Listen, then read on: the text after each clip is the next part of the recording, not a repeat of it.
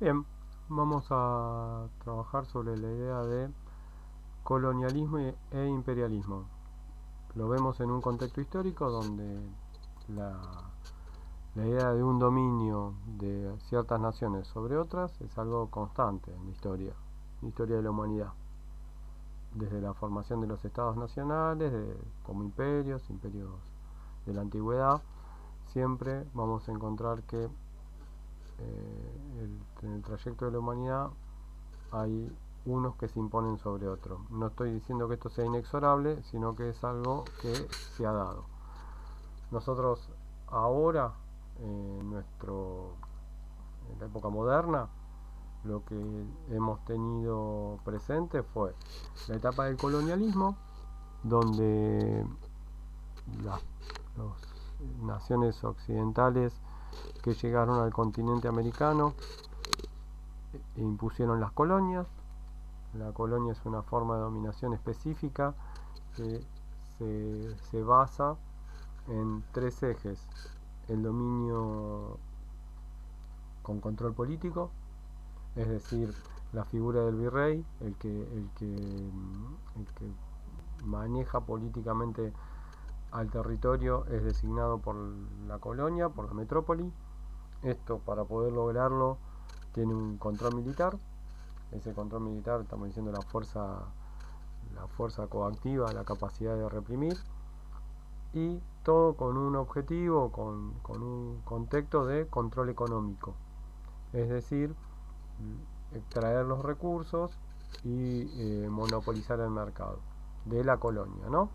Entonces, lo que podemos destacar es esto de que existe un control militar. Este, militar, ¿en qué sentido? Que hay un despliegue de la marina, del ejército de la metrópoli, es decir, de España, sobre el territorio. ¿Sí? Entonces, ¿cuál es la diferencia con el imperialismo? Lo que vamos a trabajar es que el imperialismo, como etapa posterior al colonialismo, se basa en el control económico. Para el imperialismo también es fundamental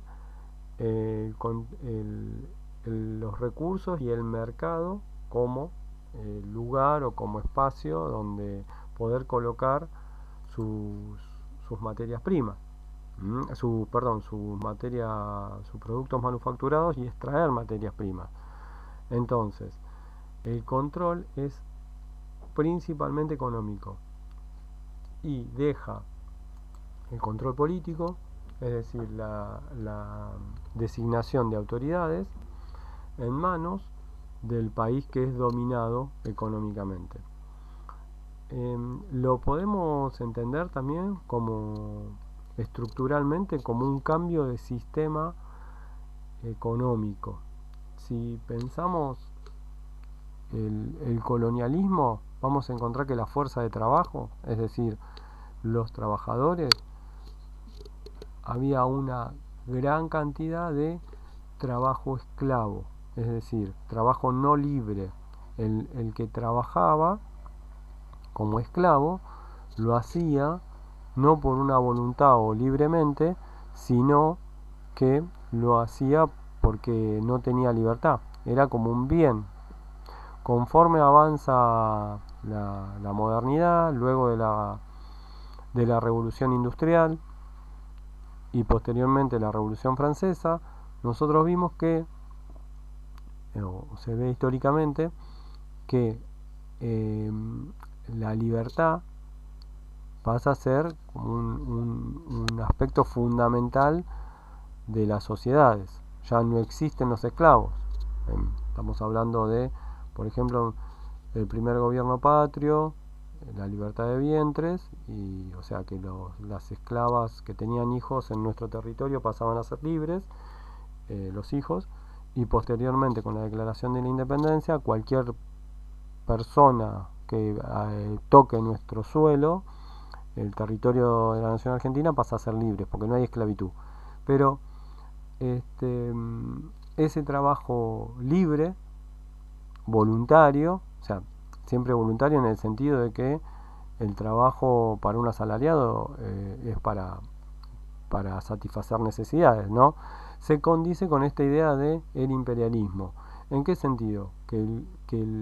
Las libertades políticas pasan a ser como algo que se destaca, que está presente, y la libertad económica, bueno, ya es un poquito más relativo, porque eh, los, las personas que tienen necesidades, para cubrir esas necesidades, si no tienen medios de producción, la única opción que tienen es trabajar para otro que los tenga. En el caso de global, en el caso de la economía mundo, o sea, esto estamos hablando de dominio entre unas naciones sobre otras, es los países más avanzados que han desarrollado su revolución industrial, bien, nos proveen a nosotros, por ejemplo, vamos a ver más adelante, de ferrocarriles, nos proveen de puertos, en el caso previo nos proveen de armamento para las luchas entre unitarios y federales. Esto todo es un proceso que se da entendiendo como sin una dominación política formal en el territorio. Argentina debía definir su forma de gobierno, Argentina debía definir quién gobernaba, y formalmente, teóricamente, no se nos imponía desde los países centrales quién dominaba. Bueno, esto es relativo, ¿no? Pero en principio cambia y radicalmente si lo enfrentamos al colonialismo, porque en el colonialismo la autoridad la designaba el rey. Entonces, con esta diferencia y empezando a entender al imperialismo como forma de dominación económica, característica del nacimiento de nuestro país como nación, como Estado, vamos a poder continuar con la formación del Estado Nacional.